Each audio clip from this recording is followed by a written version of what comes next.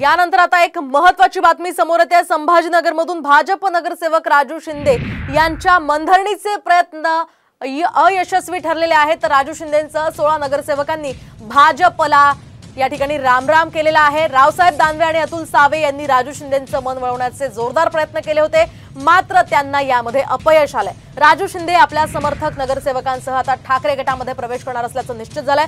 आपण पाहत होतो काल खरं तर अतुल सावे यांच्यासह रावसाहेब दानवे यांनी सुद्धा राजू शिंदेंना समजावण्याचे प्रयत्न केले होते। संभाजीनगरच्या विमानतळावर रावसाहेब दानवे आणि राजू शिंदेंमध्ये चर्चा झाली होती, मात्र तरी सुद्धा राजू शिंदे हे आता ठाकरे गटामध्ये प्रवेश करणार आहेत। एकूणच भाजपला त्यांनी रामराम दिलेला आहे।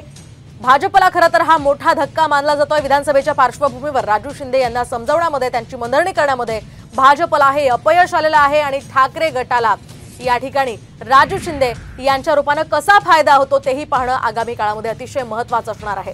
संभाजीनगरमध्ये संजय शिरसाट यांची डोकेदुखी खरं तर राजू शिंदे यांच्यामुळे वाढणार होती, कारण राजू शिंदेंना जर तिकीट दिलं असतं तर शिरसाटांचा प्रश्न होता। त्यामुळे भाजप समोर, महायुती समोर ही मोठी कोंडी होती आणि अखेर फटका हा भाजपला आता बसलेला आहे। राजू शिंदे आणि त्यांच्यासह 16 नगरसेवक यांनी भाजपला रामराम ठोकलेला आहे आणि ते ठाकरे गटामध्ये आता प्रवेश करणार आहे।